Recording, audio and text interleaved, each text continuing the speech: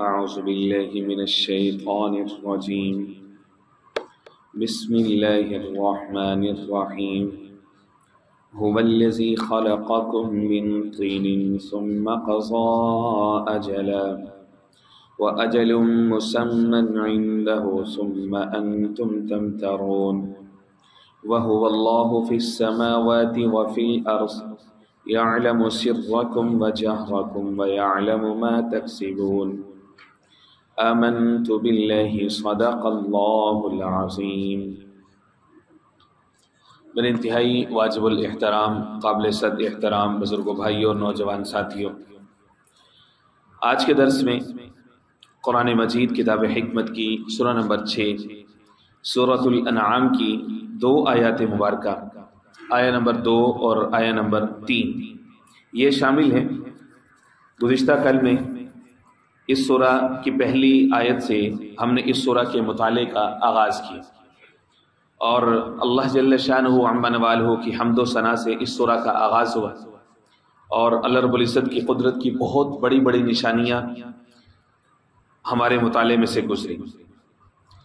سب سے بڑی نشانی خلق السماوات والارض، زمین و آسمان کی تخلیق، اور اسی طرح سے اللہ رب العزت نے ظلمت، تاریکی، گمراہی اور نور، روشنی، ہدایت، یہ دونوں طرح کی آپشن انسان کے لیے تخلیق فرمائی۔ اب اسی سلسلے کا آگے تذکرہ مزید چلا آ رہا ہے۔ اللہ رب العزت کی قدرت کی ایک بہت بڑی نشانی یہ فرمایا هو الذی خلقکم من طین، وہ ذات وہ ہے کہ جس نے تمہیں پیدا کیا من طین، مٹی سے، ثم قضى اجلا، اور پھر تمہارے لیے ایک مدت مقررہ کو طے کر دیا۔ مٹی سے پیدا کرنا اور پھر اس کا اختتام، اس کی ایک مدت مقرر کر دینا، فرمایا کہ یہ اللہ رب العزت کی قدرت کی بہت بڑی نشانی ہے۔ پہلی بات تو یہ ہم سمجھ لیں کہ یہاں پر لفظ ہے مٹی کے لیے جو بولا گیا ہے وہ ہے طین، طین توئیں کے ساتھ یا طوا کے ساتھ، من طین، مٹی۔ جبکہ قرآن مجید میں اور کئی سارے مقامات پر جب انسان کی تخلیق کا تذکرہ آتا ہے تو ایک اور لفظ ہمیں ملتا ہے، وہ ہے تراب۔ تراب بھی مٹی کو کہتے ہیں۔ وَمِنْ آیَاتِهِ أَنْ خَلَقَكُم مِّن تُرَابٍ، سورہ روم میں کہ اس کی نشانیوں میں سے یہ ہے کہ اس نے تمہیں مٹی سے پیدا کیا، ثُمَّ إِذَا أَنْتُمْ بَشَرٌ، پھر تم ایک بشر بن گئے، تنتشرون، اور تم اس طرح سے زمین میں جو ہے وہ پھیلنا شروع ہو گئے۔ تو کیا تراب اور طین میں فرق ہے؟ مفسرین فرماتے ہیں کہ تراب کہتے ہیں نفس ارض کو، مٹی کو، جس سے ہم مٹی کو چھوتے ہیں، بکھر جاتی ہے ہاتھوں میں آ کے۔ طین کہتے ہیں ایسی مٹی جو کہ گھون دی گئی ہو، پانی اور مٹی ایک گارا بن جائے، اس کو کہتے ہیں طین۔ تو اللہ نے تمہیں پیدا کیا طین سے، گارے سے۔ گویا کہ جناب آدم علیہ السلام جو کہ اول البشر ہیں یا سید البشر ہیں یا ابو البشر ہیں، سب سے پہلے انسان وہی ہیں، اللہ رب العزت نے ان کو پیدا کیا مٹی سے۔ وہ کیسے کہ نفس مٹی اور اس کے اندر سارے اجزاء اللہ رب العزت نے جمع فرما لیے، آگ، پانی، مٹی، ہوا، کائنات کے جو بنیادی اجزاء ہیں وہ ساروں سے اس کو پیدا کیا، اور باقی جتنے انسان ہیں ان سب کو براہ راست مٹی سے نہیں بلکہ ان سب کی غذا بنائی مٹی سے، غذا مٹی سے، اور وہ جو غذا بنی اس سے نطفہ تشکیل دیا اور اس نطفے سے پھر دوبارہ سے انسان کو پیدا کیا۔ گویا کہ انسان بھی مٹی سے ہی بنا، باقی سارے کے سارے۔ اب اس کے اندر مختلف اجزاء چونکہ اکٹھے کر دیے تھے تو اس لیے انسانوں کی مختلف حیتیں، مختلف رنگ، کوئی کالا، کوئی گورا، کوئی خصلت کے اعتبار سے ایک دوسرے سے الگ، کوئی نفیس الطبع، کوئی خبیث الطبع، کوئی سخت مزاج، کوئی نرم مزاج، تو مختلف مزاج انسانوں کے اندر جو ہے وہ بنتے چلے گئے۔ یہ اللہ رب العزت کی قدرت کی بہت بڑی نشانی، ڈائیورسٹی یا جو تنوع ہے، چیزوں کا مختلف ہونا، یہ اللہ رب العزت کی قدرت کی بہت بڑی نشانیوں میں سے، بہت بڑی نشانیوں میں سے۔ فرمایا ثم قضى اجلا، انسان کی ابتدا مٹی سے پیدا کی، تصویر بناتا ہے اللہ رب العزت کی ذات، مصور ہے، بہت بڑی تصویر بنانے والا۔ ایک بندہ تصویر بناتا ہے تو وہ کہتے ہیں کہ یہ تصویر میں نے بنا دی ہے، اس کو آگ سے بچانا نہیں تو جل جائے، اس کو مٹی سے بچانا اس کے نقوش میلے ہو جائیں، اس کو ہوا سے بچانا اس کے نقوش مٹ جائیں، اس کو پانی سے بچانا اس کے نقوش بہہ جائیں۔ بندہ جو تصویر بنا دیتا ہے تو آگ پانی مٹی ہوا سے بچاتا ہے، لیکن قربان جائیے اس خلاق عالم کے، اتنی بڑی خالق ذات ہے، احسن الخالقین ہے، اس نے انسان کو بنایا ہی آگ سے، پانی سے، مٹی سے، ہر طرح کے اجزاء ہی اس میں شامل کر دیا۔ اور اللہ رب العزت کی قدرت کی اور کاریگری کا بہت بڑا کرشمہ سامنے آیا انسان کی تخلیق۔ باقی سب چیزوں کی جو تخلیق فرمائی اللہ رب العزت نے، تو اللہ رب العزت نے یہ واضح طور پر اعلان فرمایا، انما قولنا لشیء اذا اردناہ، جب ہم چاہتے ہیں کسی چیز کا وجود بخشنا، ان نقول له کن، تو ہم صرف کہتے ہیں کن، ہو جا، فیکن، تو وہ ہو جاتا ہے۔ قرآن مجید کی یہ مشہور اصطلاح ہے کن فیکن، تیسرے پارے سے لے کر کے آگے چلتے جائیے، آپ کو کئی سارے مقامات پر یہ کن فیکن کی اصطلاح ملے گی۔ سورہ یاسین کے آخر میں بھی موجود ہے کن فیکن، جب کہتا ہے کن۔ آج جو فجر میں تلاوت کی گئی سورہ نحل سے، اس کے اندر بھی کن فیکن، جب وہ کہتا ہے ہو جا فیکن، تو وہ چیز کو وجود مل جاتا ہے۔ لیکن انسان کی تخلیق کے لیے رب العزت نے مختلف تعبیر کا استعمال فرمایا۔ انسان کی تخلیق کے لیے رب العزت نے سورہ 7 میں فرمایا خلقت بیدی، میں نے اس کو اپنی قدرت کے ہاتھوں سے پیدا کیا۔ کیا شاہکار بنایا اللہ رب العزت نے۔ ہم صرف خالی جاندار چیزوں میں ہی دیکھ لیں، جتنے جانور بنائے، چوپائے بنائے، ان سب کو جھکا کر کے بنایا، سب جھکے ہوئے۔ اللہ رب العزت نے ان کی سطر کا اہتمام خود بخود جو ہے وہ فرما دیا، کیونکہ ان کے اندر عقل نہیں تھی، ان کو جھکایا، ان کی سطر کو خود ہی چھپایا۔ جبکہ انسان کو اللہ رب العزت نے اشرف المخلوقات بنایا، وَلَقَدْ كَرَّمْنَا بَنِي آدم، کہ ہم نے بنی آدم کو تکریم بخشی ہے، تو اس کو سیدھا کھڑا کیا، کیونکہ اس کو اللہ رب العزت نے شعور کی دولت بخشنی تھی، اس کو عقل کی نعمت عطا کرنی تھی، اس کو سیدھا کھڑا کیا، اور پھر اس کو ہدایت دی، اس کو احکام دی، اس کو کہا کہ تو زمین کے اوپر میرا خلیفہ ہے، اب کائنات کی ہر ایک چیز کو میں نے تیرے لیے مسخر کر دیا۔ الم تر ان اللہ سخر لکم ما فی السماوات والارض، زمین سے ہی بنایا، مٹی سے ہی تخلیق فرمایا، اور اس کو ایسی ایسی نعمتیں بخشی، اور اس کے لیے یہ آپشن رکھی، یہ ظلمت کا راستہ ہے، یہ نور کا راستہ ہے، ایک دن تو نے میرے پاس آنا ہے، اس دن تجھ سے پوچھا جائے گا، اور وہ مدت وہ ہم نے تیرے لیے طے کر دی ہے، مقرر کر دی ہے۔ اب وہ مدت کی طرف تیرا سفر ہے، ایک دن آئے گا تو اس مدت کو پورا کر لے گا، اور پھر تجھے اللہ رب العزت کے دربار میں پیش ہونا ہے، اللہ کے حضور تجھے پیش ہو کر کے اپنی زندگی کے بارے میں تجھے جواب دینا۔ ثم قضا اجلا، فرمایا یہ اعلان سن لو، یہ تمہاری ابتدائی آفرینش ہے کہ تمہارا آغاز کس طرح سے ہو۔ گویا کہ انسان کو بتا دیا کہ جب تک تم اپنے آغاز کو یاد رکھو گے، اپنی ابتدا کو یاد رکھو گے، تو تب تک تم صحیح معنی میں اللہ رب العزت کا جو تمہیں تخلیق کرنے کا مقصد ہے، تم اس کے اوپر کھڑے رہو۔ ابتدا کو بھول گئے، آغاز کو بھول گئے، تو دنیا کی 4 دن کی چاندنی، 4 دن کی ترقی، اور تمہاری چند ایک عارضی کامیابیاں، وہ تمہیں اصلی مقصد سے غافل کر دیں گے، اور تم سمجھو گے کہ میں پتہ نہیں کتنا 30 مار خان ہوں، اور پتہ نہیں میں کیا چیز ہوں، تمہارے اندر میں بہت زیادہ آ جائے گی۔ یہی قرآن مجید کی تعبیر ہے کہ اکثر و بیشتر مقامات پر انسان کو اس کی تخلیق کی طرف متوجہ کیا جاتا ہے۔ تخلیق، اپنی بنیاد، اپنے آپ کو دیکھو، سنبھالو اپنے آپ کو، تم کیا تھے اور کہاں سے کیا بنے۔ سورہ انفطار میں فرمایا یا ایھا الانسان ما غرک بربک الکریم، اے انسان تجھے تیرے کریم رب سے کس نے دھوکے میں ڈال دی، کیوں دھوکے میں پڑ گئے ہو؟ ما غرک بربک الکریم، بنیاد یاد کرو اپنے رب کے ساتھ اپنا رشتہ دیکھو۔ الذی خلقک، تجھے پیدا کیا، خلق کا رشتہ بہت بڑا رشتہ ہے۔ والدین اپنی اولاد کو پیدا کرنے کا سبب بنتے ہیں، اس کا بھار اٹھاتے ہیں۔ وہ ایک رشتہ ایسا رشتہ ہوتا ہے کہ ٹوٹتے بھی انسان سے نہیں ٹوٹتا، چھوٹتے بھی انسان سے نہیں چھوٹتے۔ والدین چلے بھی جائیں تب بھی انسان کبھی ان کو بھولتا نہیں کہ ان کے ساتھ رشتہ ہی ایسا بن گیا۔ فرمایا تمہارا یہ رشتہ یہ تم سے نہیں چھوٹتا، نہیں ٹوٹتا، کمزور نہیں پڑتا، تو تمہارے رب کے ساتھ رشتہ دیکھو، اس نے تو تمہیں خلق کیا ہے، اس کے ساتھ تمہارا کتنا بڑا رشتہ ہے۔ خلق کیا، خلق فسواک، برابر پیدا کیا، فعدل، ہر چیز کو اس کی جگہ پہ پیدا کیا۔ اللہ چاہتا 2 آنکھیں تھی، ایک کو سامنے لگاتا ہے، ایک کو پیچھے لگاتا ہے، ناک کو سر پہ لگاتا ہے، ایک ہاتھ کو آگے لگاتا ہے، ایک کو پیچھے لگاتا ہے، ایک ہاتھ کے 10 انگلیاں ہوتی ہیں، ایک کی 2 انگلیاں ہوتی ہیں، کچھ بھی کر سکتا ہے. فعدل، فرمایا کس خوبصورت اور نرالے انداز میں اس رب نے تجھے پیدا کیا. ثم قضا اجلا، یہ تمہاری ابتدائی آفرینش ہے. اب تمہاری انتہا کی 2 منزلیں ہیں.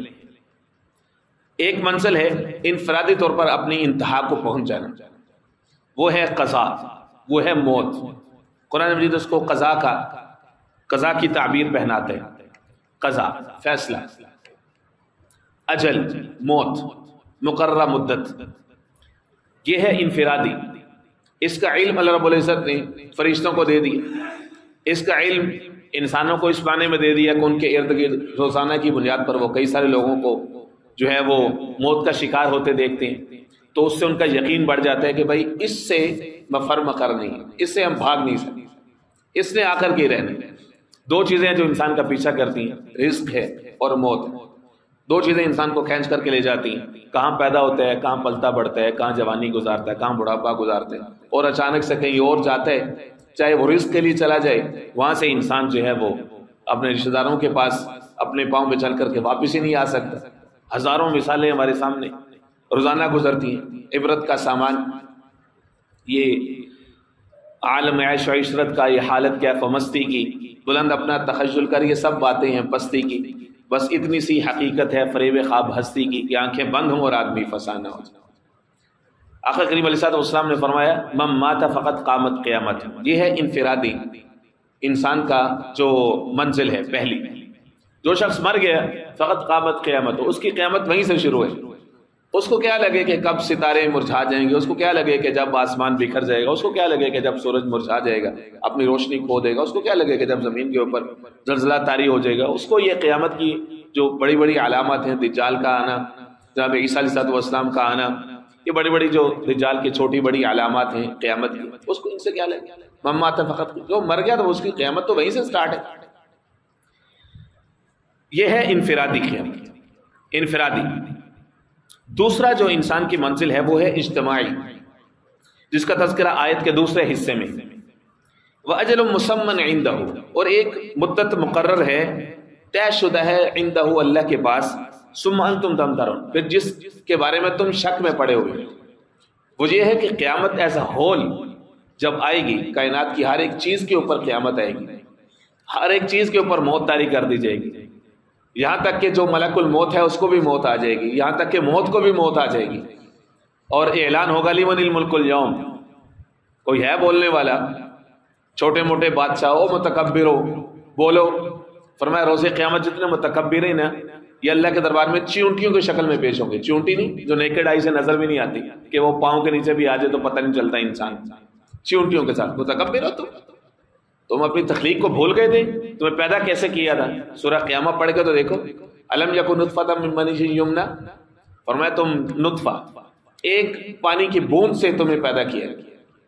کپڑے کو لگ جائے ناپاک ہے، جسم کو لگ جائے ناپاک ہے، گھن ہے، کدورت محسوس ہوتی، اس سے تجھے پیدا کیا.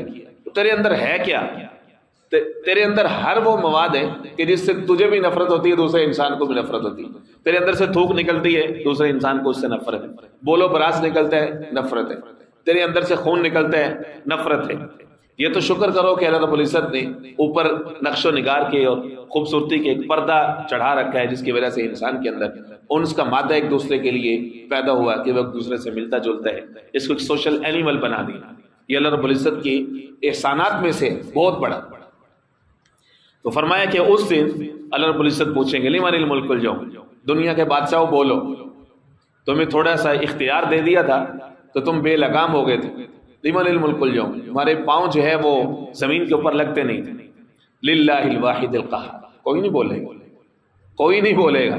للہ الواحد القہار، اللہ رب العزت فرمائیں گے للہ الواحد القہار.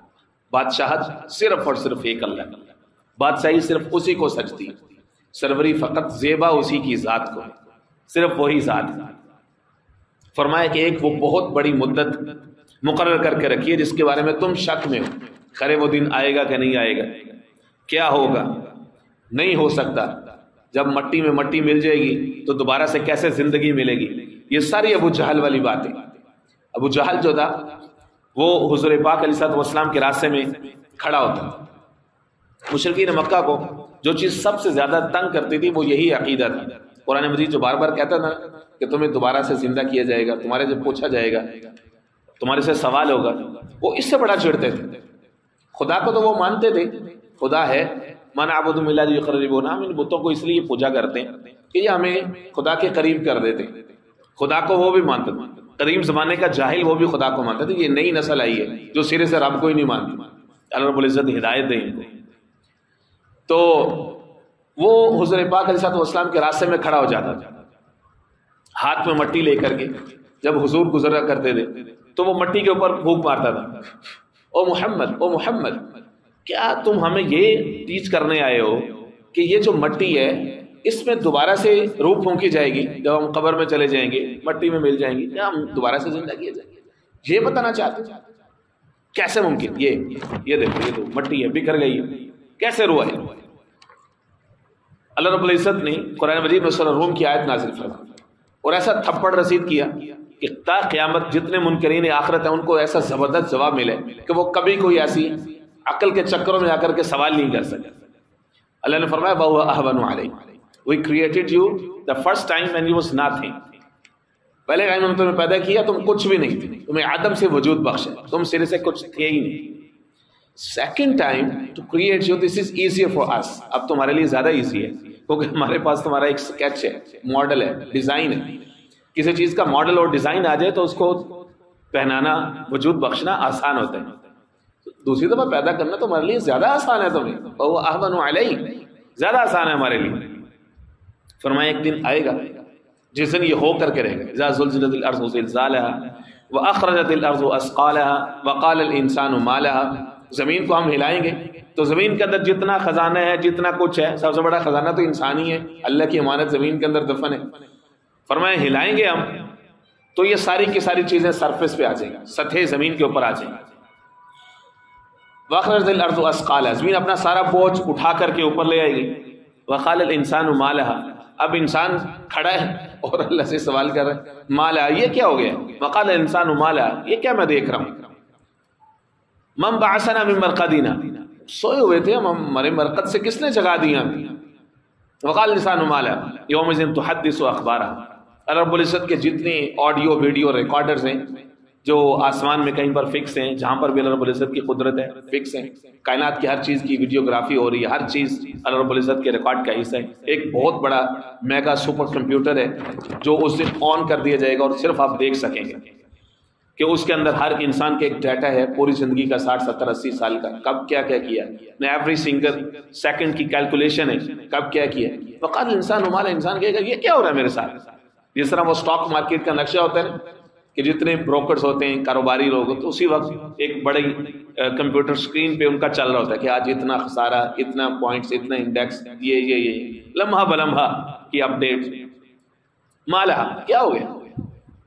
بِأَنَّ رَبَّكَ أَوْحَىٰ لَهَا، ان کو جواب ملے گا تمہارے رب نے یہ سارا کچھ کیا. بِأَنَّ رَبَّكَ أَوْحَىٰ لَهَا، وہ ہے قدرت رکھنے والا، وہ ہے سب سے بڑا کاریگر. بِأَنَّ رَبَّكَ أَوْحَىٰ لَهَا واجل مسمن عندہ ثم تم دم ترون. فرمایا یہ وہ دن ہے کہ اس کا علم صرف اللہ کے پاس ہے.